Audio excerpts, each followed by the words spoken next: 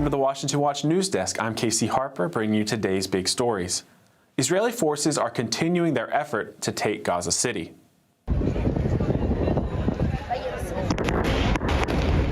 Palestinians on Friday watched the site of an Israeli strike that targeted a 14-story building in Gaza City. The Israeli military said the building they struck was being used by Hamas, and steps were taken before the strike to mitigate harm to civilians. Israel launched its assault on Gaza City on August 10th, attacking what the government calls the last bastion of Hamas. An Israeli military spokesperson said on Thursday that it now controls about 40% of the city, where about 1 million people lived before the war. Residents in the city said Israel had bombed several high-rise towers on Friday. Gaza's health ministry said 30 Palestinians have been killed by the military across Gaza, including 20 in the city. Now, this war, of course, began on October 7, 2023, when gunmen led by Hamas attacked southern Israel, killing some 1,200 people, most of them civilians, and taking 251 hostages into Gaza. About 20 of those hostages today are believed to still be alive. Meanwhile, in the U.S., President Donald Trump has said he will rename the Department of Defense the Department of War, a move that would put Trump's stamp on the biggest government organization. The order would authorize Defense Secretary Pete Hegseth, the Defense Department, and subordinate officials to use secondary titles such as Secretary of War, Department of War, and Deputy Secretary of War in official correspondence and public communications. That's according to a White House fact sheet.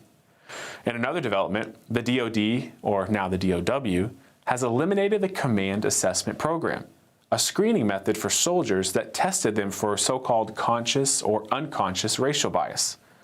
Critics say the testing was meant to serve as an ideological screening for promotions, but now it's no more. This move is one of several changes to remove what Secretary Pete Hegseth has called woke policies at the Pentagon. Hegseth said going forward that merit, not ideological litmus tests, will decide promotions. And in another story, President Trump has defended Health and Human Services Secretary RFK Jr.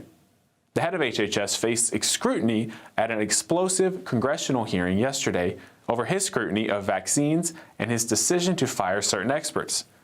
Many Democrats, as well as current and former HHS employees, are calling for RFK to resign. But when asked about it, President Trump backed him up. Mr. President, Senator Bill Cassidy said effectively we're denying people vaccines. Do you have full confidence in what RFK Jr. is doing? Well, I didn't get to watch the hearings today, but he's a very good person. And he means very well, and he's got some little different ideas. I guarantee a lot of the people at this table like RFK Jr., and I do. But he's got a different take, and we want to listen to all of those takes. But I heard he did very well today. But it's not your standard. It's not your standard talk, I would say, and that has to do with medical and vaccines. But if you look at what's going on in the world with health, and look at this country also with regard to health, I like the fact that he's different. Now, RFK Jr. has long promised to shake things up at HHS, and clearly he's ruffled more than a few feathers. So far, he's not backing down. Now, for our last story, a battle is brewing over the chemical abortion pill down in Texas. Texas lawmakers passed a bill this week pushing back on abortion pills from being mailed into the state. Despite abortion restrictions in states like Texas, the Biden administration weakened regulations so that chemical abortion pills like mifepristone can simply be mailed to people's homes. But this law would allow private citizens to sue the companies making and distributing these pills, as well as the doctors that prescribe them. This likely sets up a major legal battle on the issue. The latest research has raised serious health concerns about these pills, which are now the most common way to get an abortion. Texas Governor Greg Abbott is expected to sign the law, which would take effect in December. And those are today's stories. I'm Casey Harper. You can dive deeper with the Washington Stand at washingtonstand.com. Up next is Washington Watch with guest host Jody Heiss. We're back tomorrow with more stories that matter.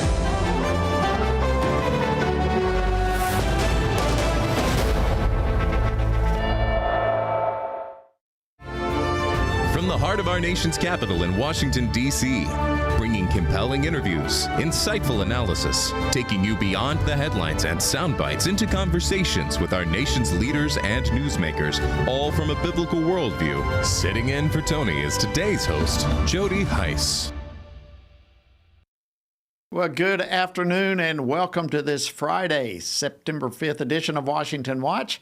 I am Jody Heiss, Senior Fellow here at the Family Research Council and your Friday host. So glad that you've joined us today.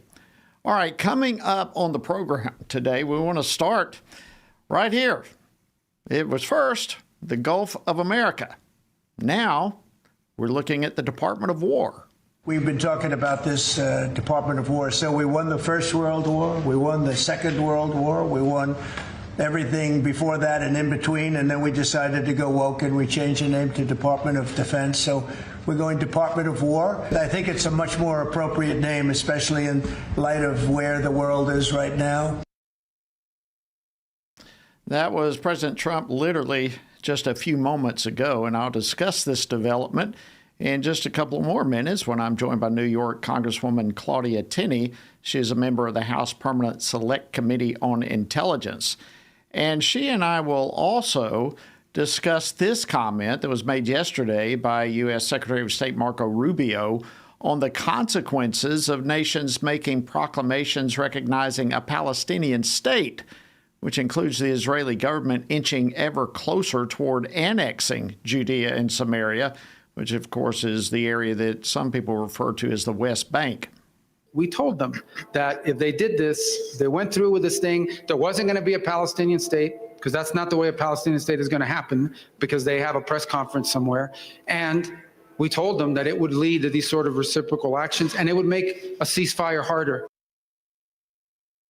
Secretary Rubio's statement there came while French President Emmanuel Macron prepares to formally recognize a Palestinian state at the UN later this month. And so we'll be talking about that here in just a moment with Congresswoman Tenney. And then in domestic news, Texas is now poised to become the strongest state in America to crack down on the trafficking of abortion drugs. And Texas State Representative David Spiller will be joining me a little bit later in the program to talk about a bill that passed the Texas legislature this week.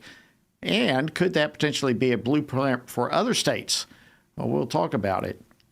And then in case you missed it, NBC actually issued a correction on its reporting regarding the Minneapolis church shooter. But what was their mistake? Well, they told the truth. Wow.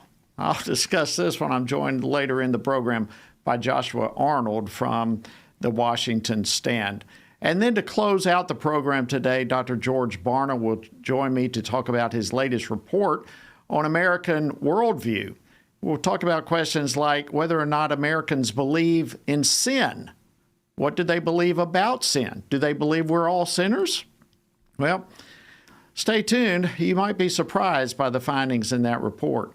We'll unpack it all for you today as the program unfolds. The website, TonyPerkins.com, in case you miss any portion of it. A lot of resources there available for you. And better yet, I encourage you to download the Stand Firm app, where we not only have this program, but the Washington Stand and so much more available for you. Text app, APP, to 67742 to get your Stand Firm app. And also, don't forget, this coming fall, our Pray Vote Stand Summit will be taking place in Chino Hills, California, October 17th and 18th. You, right now, can get a discount, a savings of $30 off the summit package. Text the word or use the special code, the word FALL, and you can find out more information and register and so forth by going to the website prayvotestand.org. And don't forget that special code FALL for your discount. All right, now let's jump into our first item for today. As I mentioned just a few moments ago, President Trump has signed an executive order that will bring back the Defense Department's former name, Department of War. So that will now be a secondary title. It means, just for example, Defense Secretary Pete Hegseth would also now be known as the Secretary of War. So what does that message send not only to our nation, but across the world, especially to our enemies? Well, with me now to discuss this and more is Congresswoman Claudia Tenney. She serves on several committees, including the Select Committee on Intelligence. She represents New York's 24th Congressional District. Congresswoman Tenney, welcome back to Washington Watch. Always an honor to have you. Yeah, great to be on. Okay, so this is just the latest name change that the president has initiated. There was, first of all, the Gulf of America. So what do you think about this latest move? Look, I think the president is looking at everything. I don't think it's semantics. It's about projecting power. And I think the president knows that we have real enemies around the world, especially as you see China working together with Putin and with Russia and India. And, we have real threats around the world, and he wants to be aggressive. He wants to, project this strength, not project a defensive posture, which is the way he described it. And I think he's just trying to show that we're going to be the dominant leader, and we're going to lead the way when it comes to peace as well. President Trump wants to lead the peace negotiations for various parts of the world, which he has been doing admirably, which is among the reasons why I'm still the only member of Congress who has officially filled out the form properly with the Nobel Committee to nominate President Trump for a Nobel Peace Prize twice now, ironically, because I think his projection of strength also means that we will have no wars, because we know that the United States is the world's leader and is benevolent, and we're trying to find prosperity with all of our neighbors and nations around the world. Well, there's no doubt the strength that is communicated from that. And notably, Congress, we've got a couple of senators, I believe Rick Scott and Mike Lee, have filed some legislation for the name change. Also in the House, Greg Steube. Do you think there's enough support in the House and the Senate to get this through? I'm not sure what other members are saying. This is relatively new. We left Congress, so there wasn't enough of discussion, but we overwhelmingly passed Gulf of America instead of Gulf of Mexico. So I would say that people would probably want to support something that was definitely strong. I don't know about the Democrats. I'm sure there are probably some libertarian-leaning people who are labeled as Republicans for purposes of getting elected may not like it because they're against any kind of foreign intervention. We have a few of those in our side too.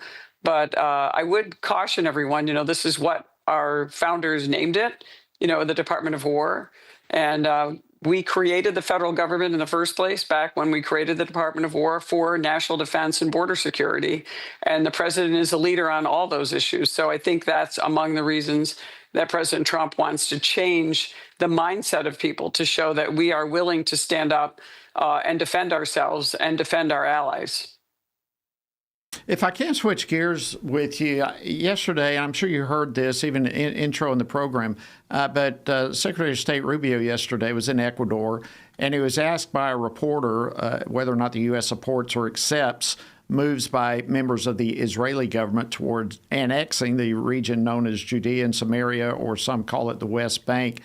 And he said that this should really be expected when you have decisions from some other Western nations who want to recognize a Palestinian state. What's your thoughts?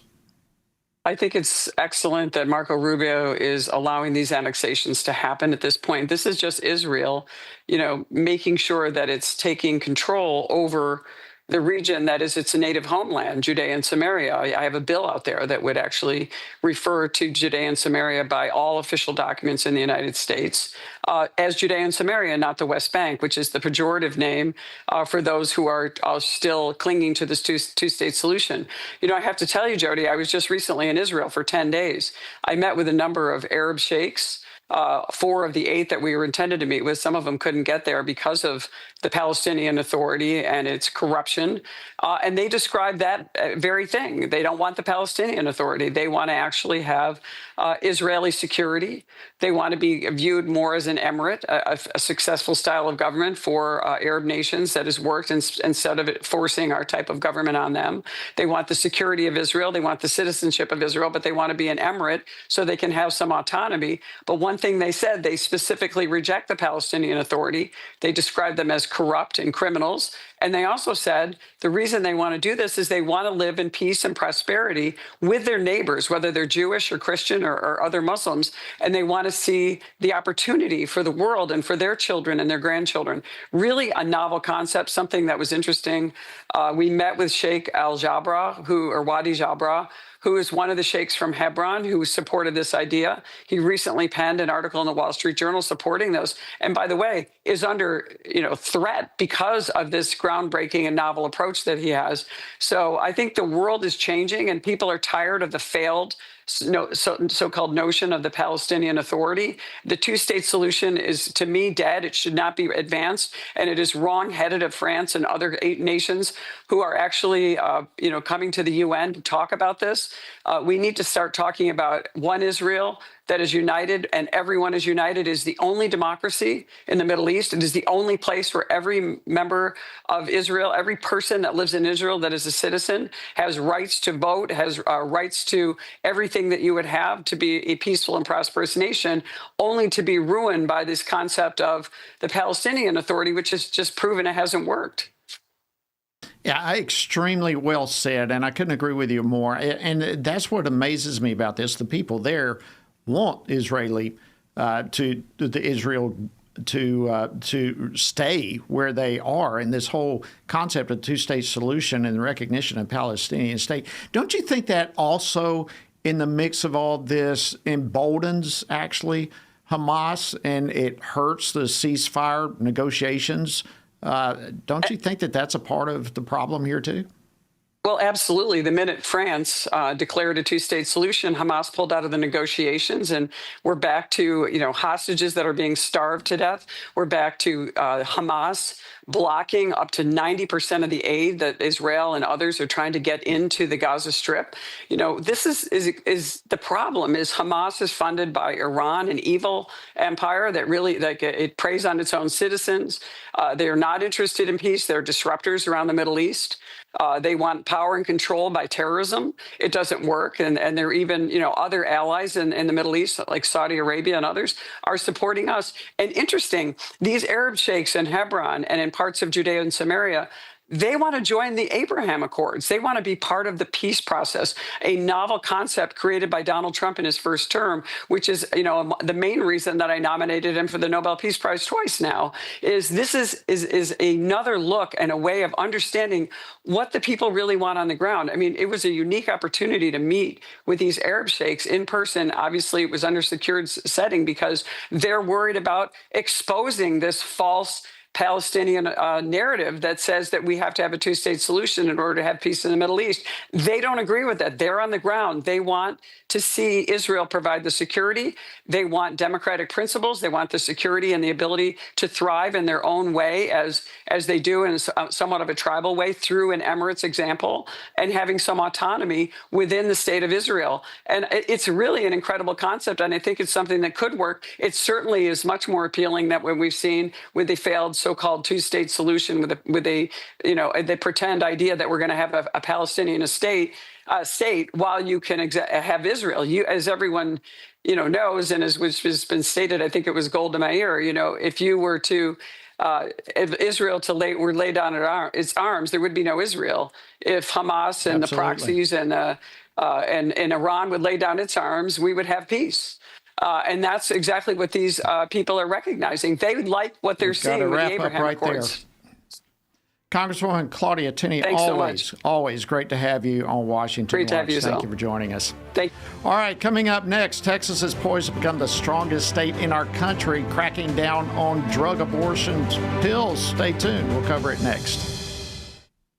3 years ago, the Supreme Court issued its historic Dobbs decision, a ruling that overturned Roe v. Wade, which for nearly 50 years imposed abortion on demand, silencing voters and bypassing the democratic process across the country. The Dobbs decision was a huge step forward against abortion, but it didn't outright ban it. It returned the power to the people. Now, 29 states have laws on the books protecting life. However, there's a catch.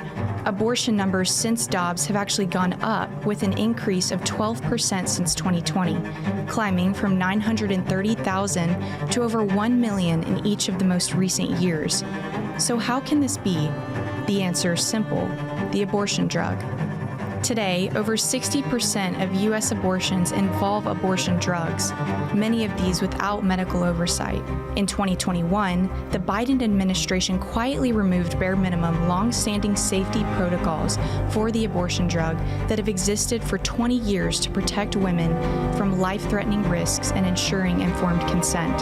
The Biden DOJ then declared that they would not enforce the Comstock Act, which prevents the mailing of anything that causes an abortion. This is not only illegal, but also dangerous. A study shows nearly 11% of women who take the abortion drug end up in the emergency room with serious complications. Unless the Trump administration reverses these reckless Biden-era policies, pro-life laws will remain largely symbolic. Without a full review and repeal of mifepristone, unborn lives will remain in grave danger and pregnant mothers will remain at risk. Let's stand for life and end this mail-order abortion drug pipeline. Sign the petition urging the Trump administration to take action at frc.org/stopchemicalabortion. In the beginning was the Word, and the Word was with God, and the Word was God, and the Word became flesh and dwelt among us, and we have seen his glory. Family Research Council invites you to join our Stand on the Word Bible reading plan as we reflect upon the life of Jesus, the Word who dwelt among us. Come with us and discover the glory of the Word. Read the Gospels and witness the life-changing story of Jesus, his life, death, and resurrection. Come read how Jesus transformed the lives of common people and how those same people transformed the known world through the power of the Holy Spirit. Come with us for 10 to 15 minutes a day and read the entire New Testament before the new year. Find our Bible reading plan and daily devotionals from Tony Perkins at frc.org/Bible. Join us and stand on the Word. Welcome back to Washington Watch. I'm your Friday host, Jody Heiss. Thank you so much for joining us today. All right, on Wednesday of this week, the Texas legislature passed a bill to crack down on the trafficking of abortion drugs into the state of Texas. It's known as the Woman and Child Protection Act, also known as HB 7. But catch this bill allows citizens of Texas to sue abortion drug companies and activists who illegally kill preborn babies, even if those individuals are hiding in other states. Well, now the bill is heading to the desk of Governor Greg Abbott for his signature. And the question is, how significant is this bill? And with me now to discuss it is Texas State Representative David Spiller. He represents the 68th District of Texas. Representative Spiller, welcome to Washington Watch. Thank you so much for joining us. Thank you for having me, Jody. All right, I gave a quick little summary of the bill, but what more can you tell us about it? Well, the bill was filed in the regular session. In Texas, we have a regular session, and then if there's some other things that we didn't get done and the governor wants to address, he can call us back into special session. So here, there were a number of things that we dealt with in the special session, including first and foremost, the flooding and the issues that happened in the Texas Hill Country, Central Texas. We also took up congressional redistricting, but there were several other matters that were on the governor's call, including this idea that we need to ban these abortion pills in Texas. And so I'm pleased and proud that Governor Abbott put that on the call. I'm pleased and proud that the chair, Representative Jeff Leach, did a fantastic job with this bill. And I want to thank the Speaker, Dustin Burrows, for ensuring that this thing got across the finish line. Well, this really is a big deal. It's obviously a very serious issue, probably a much bigger issue than some people realize. As I understand, there's some 19,000 abortion drug orders that are trafficked into Texas from other states and perhaps even other countries each year. That's a lot. That's probably a lot more than some people might think. What are you hearing? Yeah, what are you hearing I've seen from some others? data, and it was actually even reported by the Texas Tribune, which is not known for being a conservative voice, but they even identified on average about 2,800 women receive this drug, or people in Texas receive this each month. So, by my math, that's over 33,000 of these a year, and that's unreal. Yeah, so all right, that's almost doubles the number that I had seen. And who knows where all this is coming from. But the point is, this is a huge, huge issue. I think probably much bigger than most people realize. So what is the, not so much from the legislature, but from the people of Texas themselves? Are you hearing from your constituents? What are you hearing? Are they supportive of this piece of legislation? My constituents are extremely supportive of it. Of course, not everyone, but the vast majority are supportive of it, because in Texas, we believe that abortion is wrong. And the Bible tells us that. Certainly that's our core principles and beliefs, that it's wrong. And it's like, well, how many times do we have to ban it? But there was a loophole here, not really a loophole, but people taking advantage of the law and taking advantage of a situation to still kill children, unborn children. But also, this poses a grave danger to women, because they're doing this and they're receiving this without any exam, without any blood work, without any follow-up, without anything whatsoever. And there's a huge danger that women can hemorrhage, that they can get sepsis, that they can die, that they can bleed out. And we know that that's happening. And the other thing is, unfortunately, we have certain instances where people have gotten this and unknowingly to the mother, given this to the mother, where she has taken this and lost a child because of it. And so this drug needs to be stopped. And I'm pleased and proud that Texas has stepped up and done the right thing. And I appreciate also the way that it's structured, not only make it completely legal under the Dobbs case and under the 10th Amendment, but also under the key TAM action that's allowed for individuals to seek recourse rather than the state or prosecutors or creating a criminal offense. It provides a civil remedy within which to accomplish what needs to be done. Yeah, we're really proud of this, too. And it is such a dangerous drug, obviously, to the baby, but to the mother. I'm so glad you brought that up. We have dealt with that over and over and over on this program. So do you think this soon-to-be law in Texas could potentially become a blueprint for other states across the country? I think so. It's a fairly detailed bill, but when you read them, they're kind of patterned just for Texas, or the bills I read, and are just for our statutes. This bill could be adopted by any state. Any state could do this same exact thing. And I, as a co-author to the bill, working with Representative Leach, I certainly hope that happens. I hope that occurs because Texas needs to lead the way. We feel that we do in many respects. There are a lot of bills that we have done recently that I feel like have set an example for other states in our country. But certainly this is one of those bills that needs to be followed by other states. Absolutely. So once this is signed by Governor Abbott, when will it take effect? I believe I'll have to look at that. I should have checked. I don't know if most of the time it's 90 days after it's signed. I think that's probably the case unless you have 2/3 vote. We didn't have 2/3 vote. The Democrats in the Texas House didn't care much for this bill. We even had a couple of Republicans that didn't vote for it, but we didn't get that 2/3. So that means generally you have to wait 90 days after the governor signs it. So I anticipate, therefore, just in the interest of lives saved, the Governor Abbott's going to want to sign this one pretty quickly. Wow.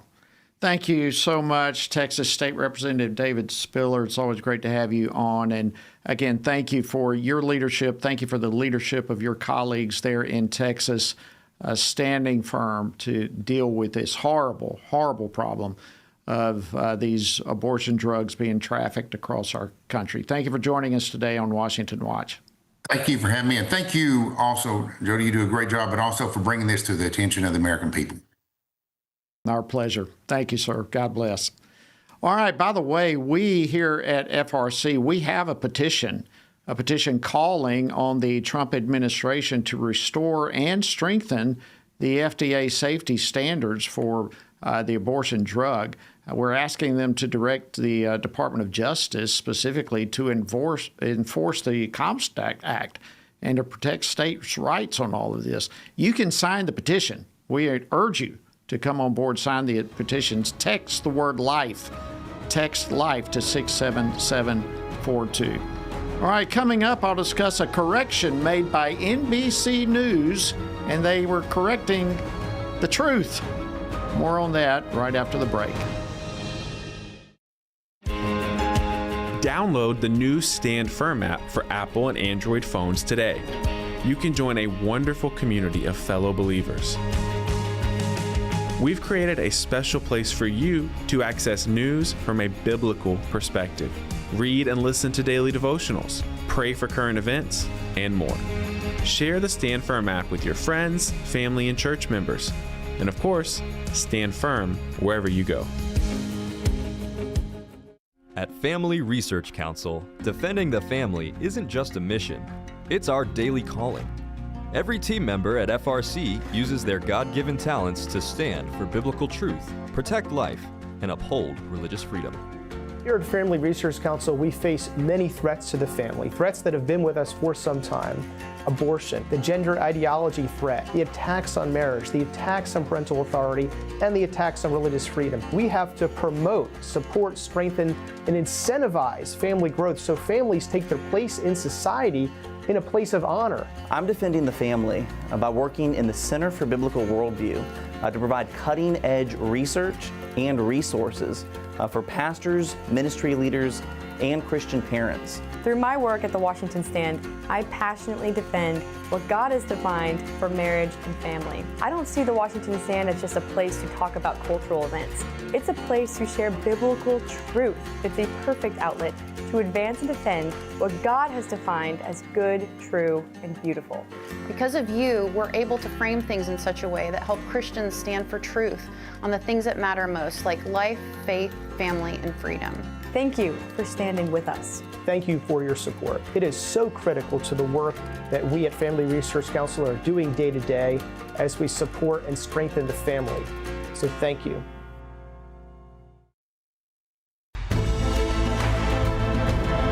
Good afternoon, and welcome back to Washington Watch. I'm your Friday host, Jody Heiss. Glad to have you on board with us. All right, we all know about how various media outlets will occasionally, at least, publish corrections when they get things wrong. Well, I guess when you consider how the left has turned so many things upside down, I suppose, frankly, we should not be all that surprised when the legacy media actually issues a correction when they get something right.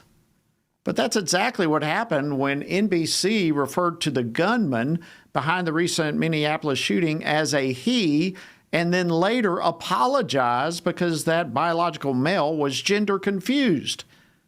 Amazing. So what does this incident tell us? Well, with me to discuss this is Joshua Arnold. Joshua is a senior writer at the Washington Stand. Joshua, thank you so much for joining me. Great to have you with us. Hi, Jody. I'm really happy to be here. This is such a crazy story. Crazy story. I'm glad you said it first. So let's just start. Remind us, if you will, about the gunman's state of mind as it relates to his gender. Well, the police identified that this young man was, in fact, a man. He had been living, identifying as a woman, or at least as transgender in some ways. He legally changed his name from a masculine name to a more gender-neutral name at the age of 17, and his parents consented to that name change. But in some of his writings, he said that he regretted his transition. He knew that he could never be a woman. And yet you have so many of the legacy media outlets using female pronouns to describe him, referring to him as a woman. In the case of NBC, they referred to him as a man and then corrected the article and said, oh, he actually, or she, they said, used female pronouns. Well, maybe he did at one point, but he was confused, and now your audience is too. Yeah, and that's what is so crazy about this. This, even as you said, the police identified this as a male. Do we have any reason from NBC for the correction? Why did they go back on reality? It's not really clear. As you showed the picture of the correction there, it was very bare bones and brief. One reason might be that the guidelines from the Associated Press, the editorial guidelines that kind of govern how most major news organizations style their papers, requires sites to use preferred pronouns. We don't do that here at the Washington Stand. There's some other sites that are more loyal to biological reality than to what the AP says. The AP is really far left. Another reason just could be that NBC knows their audience. And they know that their left-wing audience expects this and demands it of them. They'll get in trouble from the scolds over on Blue Sky if they don't use preferred pronouns. And so instead of sticking with the truth, they decided to instead tell their audience what their itching ears wanted to hear.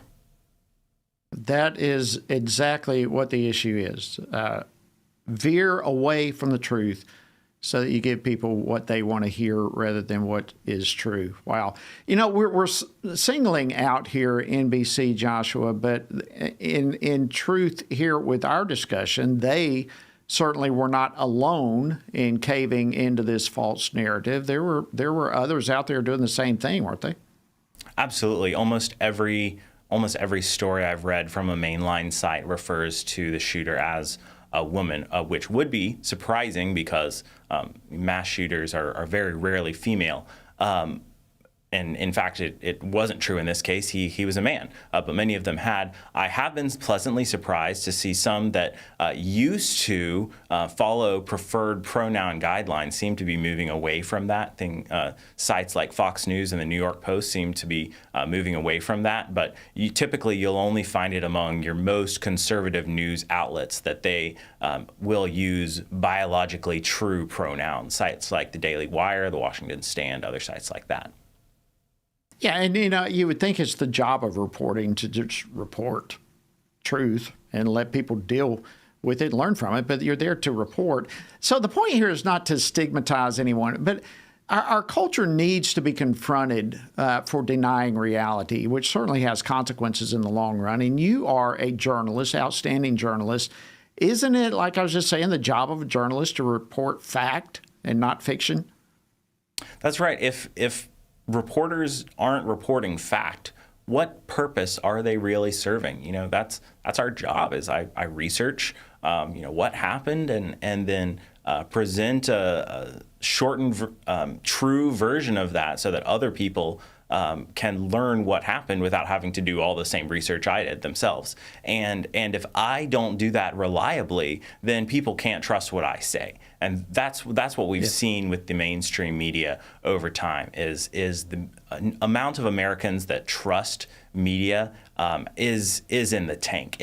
It's right above Congress in Gallup's latest survey. Yeah. You've got Congress is lowest, and the mainstream media is after that, and everything else is higher. Only about a third of Americans actually trust the media. But more than just it being the responsibility of reporters to tell the truth, it's also the responsibility of Christians. We need to tell the truth, confront people that this is not true, that these people living a transgender lifestyle are hurting themselves by not living life in the way God intended. Everything you just said there, Joshua, needs to be communicated to those who produce the media as well as those who consume the media. The job is to tell the truth, and I want to thank you for the incredible you do and all of you at the Washington Stand. Joshua Arnold, senior writer with the Washington Stand, thank you for joining us today. Thank you, Jody. All right, on the other side of the break, George Barna will join me to talk about Americans' view about sin and absolute truth. You don't want to miss this. Stay tuned. Family Research Council is committed to advancing faith, family, and freedom from the East Coast to the West. So FRC is going to Southern California for this year's Pray, Vote, Stand Summit, October 17th and 18th at Calvary Chapel, Chino Hills. Join us for this powerful gathering of Christians desiring cultural renewal and spiritual revival. The Pray, Vote, Stand Summit brings together Christian leaders, issue experts, and government officials for a time of prayer, inspiration, and action. Together, we will seek God's guidance for our nation and engage in meaningful discussions on the intersection of faith, government, and culture. If the spiritual foundations and the cultural walls of our nation are to be rebuilt, we all have a role to play. May we each find our place on the wall as we build for biblical truth. Register now at prayvotestand.org. That's prayvotestand.org.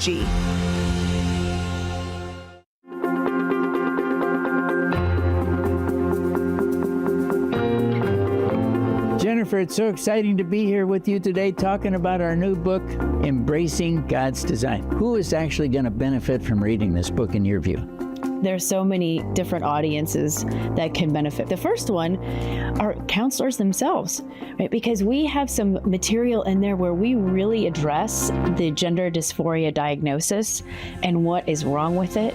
We have information for people who are wanting to go back to embracing God's design for their life. This is really magical to have the therapist and the individual who suffered come together and write about why this is happening and why we're seeing this. And we brought all of that experience to the table. We want to see people walking in the fullness of who God has called them to be and not a false identity. Order today at embracethedesign.com. How should Christians think about the thorny issues shaping our culture? How should Christians address deceitful ideas like transgenderism, critical theory, or assisted suicide? How can Christians navigate raising children in a broken culture, the war on gender roles, or rebuilding our once great nation?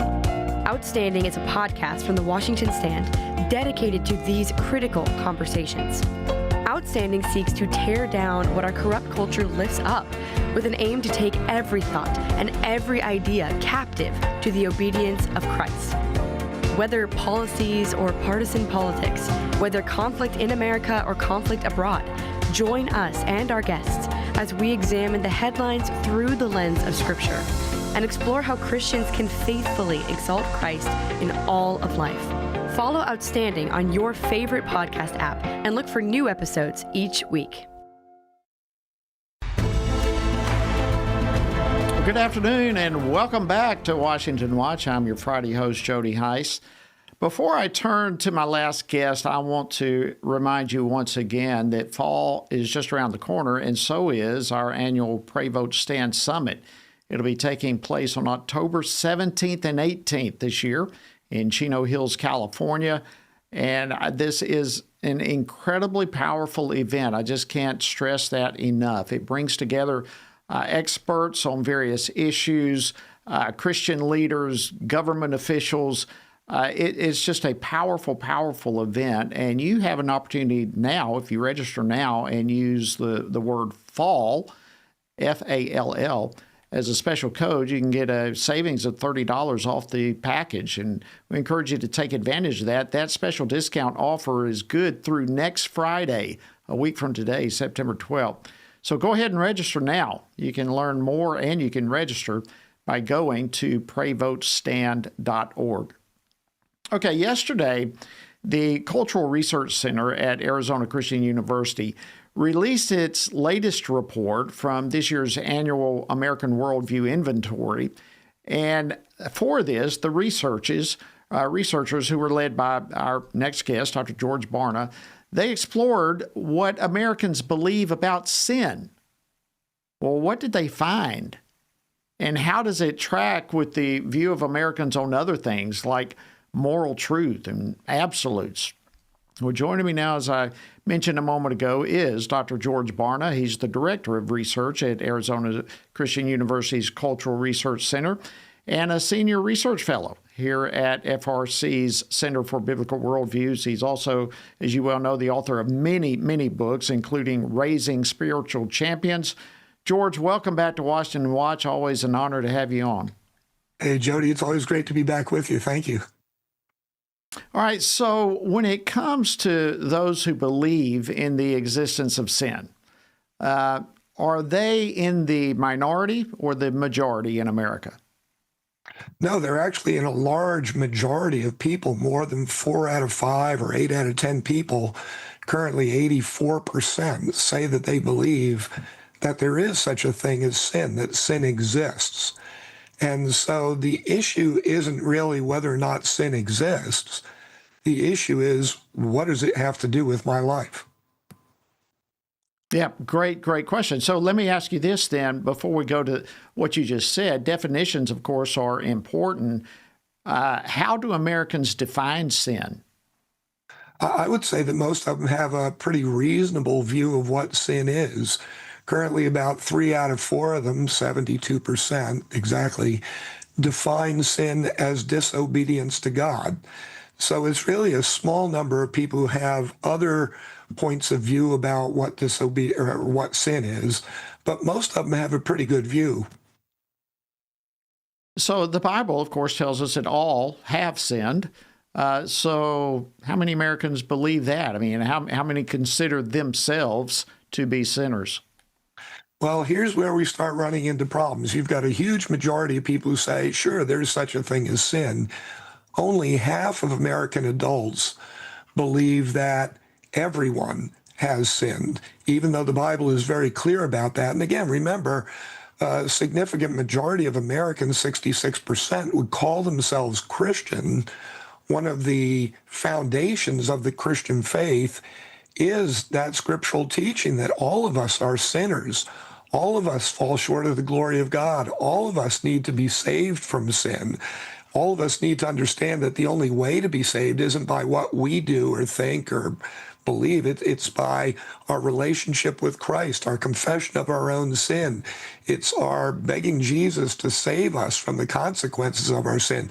Most Americans are not buying that. All right, so did you find we have 50%, more or less, who say, yeah, we believe in sin, but not everybody's a sinner, and probably most of those would probably think they're not. I don't want to presume there, but is this divided at all across different people groups, maybe ages or something along those lines, or is it just across all categories? Yeah, and to speak specifically to something that you just alluded to, if people don't believe that everybody's a sinner, do they believe that they themselves are a sinner? Right. That also came in at just about half of all adults, 52%. And what was interesting is that you had a significant number of people who said, everybody sins, and yet they said, but not me. So there are those kind of odd quirks of belief that many Americans possess. And so when we try to figure out, all right, who fits in what camp, when we look at the people who say that, yeah, there is such a thing as sin, and in fact, everyone has sinned, the people who are less likely to believe that everyone is a sinner are people in Gen Z. We find that they're more likely to be Asian Americans. We find that they're more likely to be Catholic than Protestant. And so you've got those kinds of distinctions where there are certain demographic groups that don't buy into it. And when we look at the whole issue of, do you believe that you personally are guilty of sin? There were some fascinating things that came out of that as well. One of which was, take a group like a group we would identify as theologically identified born-again Christians. People say that they are relying on Christ for their eternal salvation. We found that 1 out of every 4 theologically identified born-again Christians nevertheless claims that they are not a sinner. So there's clearly a lot of confusion here about who we are in Christ, what that relationship with Christ is all about, who's a sinner, who's not a sinner, how does sin happen? I mean, all of these things often we take for granted. And when someone says, oh yeah, I'm saved by the grace of God through Christ, we assume that they really understand what that means, but clearly that's not the case. Yeah, that is really, it presents a wide open door for the body of Christ, for the church, and for believers to step in with some biblical truth in all of this. That is shocking information. Were there other shocking findings that this research brought out to you? Well, certainly one of them, we found that 40% of all people who call themselves Christians also do not consider themselves to be sinners. And so that goes back to something that I often say, if you want to become a missionary, you're in luck. All you have to do is go to church this Sunday. And a lot of the people that'll be sitting around you really don't understand what the gospel is. They don't understand what a relationship with Christ is, what it means to be forgiven by God, how that process works. I think often what happens in our churches is we make a lot of assumptions that the foundations of the Christian faith are well understood by the people that come consistently. And what our research often shows is that that's probably not a good assumption, that people come to churches for a lot of different reasons, whether it's comfort, security, truth, relationships, safety. I mean, there are all kinds of things that we find emerging in our surveys. And so if you're a leader, a teacher, a pastor in a church, don't make assumptions that, I preached about salvation once this year, or I preached about it last year. I don't want to trouble people with that again. Go ahead, trouble them, because there are going to be a lot of people who either didn't get it the first time or they just don't understand the dynamics of it. And it never hurts for us to be reminded of how much God loves us. Great point. And that is a tremendous instruction, really, for churches and church leaders and believers as a whole right now. If I can take this a little bit further, George, a few months ago you came out with another report, one on the view of Americans on moral truth. And I think this ties in a lot with what we're talking about now. How many Americans believe in the existence of moral truth, absolute moral truth? Yeah, Jody, this is one of the most important things for Christians and Christian leaders to understand. Only about 1/3 of Americans believe there is such a thing as absolute moral truth. There are tens of millions of born-again Christians, evangelical Christians, regular church attenders, much less simply people who call themselves Christian, who would argue that there is not and cannot be any such thing as absolute moral truth. And when you put that into context, that tells us a lot about their understanding of God, who he is, what his character is like. It tells us a lot about what they believe about the Bible, which not only tells us that God is truth, that God is unchanging, therefore truth is unchanging, but it tells us a lot about whether or not they believe they can consistently turn to and trust the Bible. Obviously, they can't if they would say there's no absolute moral truth. So these are very important questions, and they're things that we really have to attack very frontally as we teach people about the Christian faith, and even as we have conversations with our friends and family members about what we believe and what that looks like in terms of our day-to-day behaviors. Yeah, we hear all the time people say a comment using a phrase, something along the lines of, well, it all depends on what your truth is or what truth is to you, as though truth hops around all over the place. So what can you tell us about Americans who actually believe that, who believe that there can be multiple conflicting views of moral truth and somehow all of those different views be completely accurate? Yeah, Jody, it's fascinating to do this kind of research, because when you let people talk about what they believe about truth, it's mind-boggling. So, for instance, we found that 67%, 2 out of 3 Americans, say it's more important to be open-minded toward accepting anybody's truth than it is to believe that there's one right, absolute moral truth. We found that 6 out of 10 American adults believe that there are many different truths for any given situation, and it's important for you to be accepting of those different truths, even if they conflict with each other. George, let me interrupt you. Let me interrupt you with that. How can they say that there could be multiple truths for any particular issue? I mean, how does anyone come to that conclusion? Well, our understanding and interpretation of what Americans are thinking is that when you go back and ask them how they determine what truth is, 3 out of 4 of them say they turn inward, they turn to their feelings. And one thing we know about feelings is not only are they not the same from person to person, but our own personal feelings change from moment to moment, hour to hour, day to day. And so in that way, you can talk with a person today, they'll give you one perspective on truth. You talk to that same person tomorrow, they may give you a conflicting perspective on truth. And so they give everybody else that same grace to say, you know what, even if your truths conflict with mine, they can still both be true because you're feeling your truth, I'm feeling my truth, and there is no absolute anywhere to be found. So we've just got to run with it the way it is and not worry about it. Wow.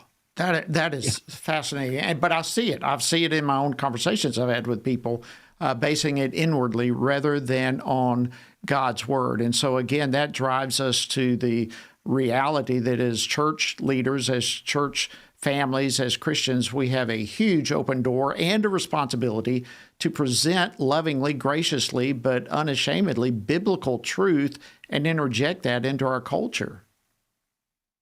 And part of the key in that process is to make sure that we're consistent as we do that. One of the things we learned in the research that we did for that book, Raising Spiritual Champions, is that children no longer turn to their parents for perspectives on truth.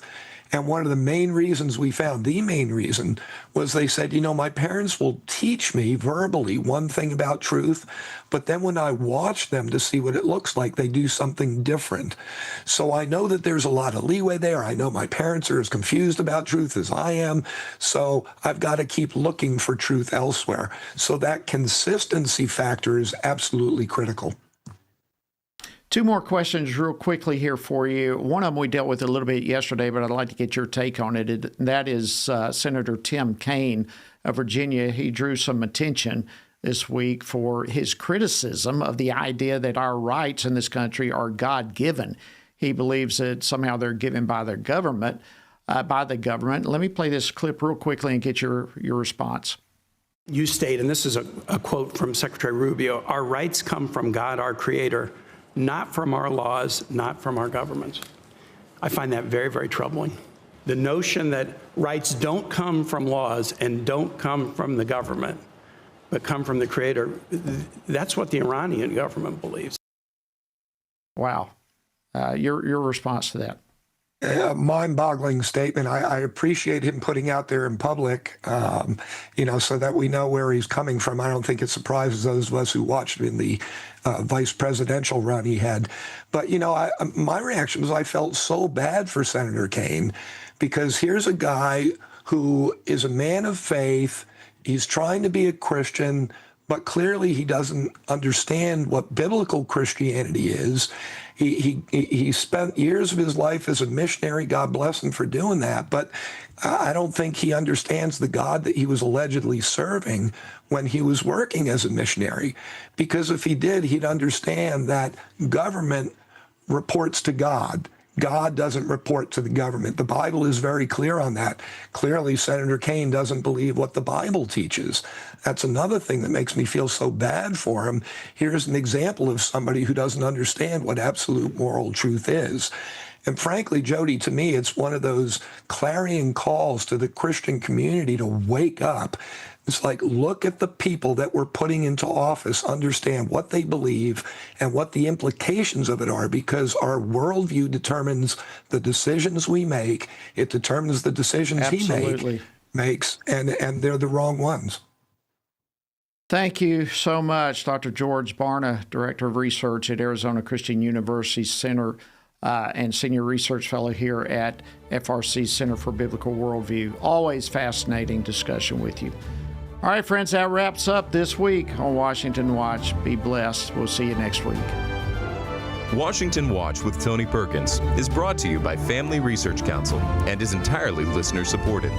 Portions of the show discussing candidates are brought to you by Family Research Council Action. For more information on anything you heard today, or to find out how you can partner with us in our ongoing efforts to promote faith, family, and freedom, visit TonyPerkins.com.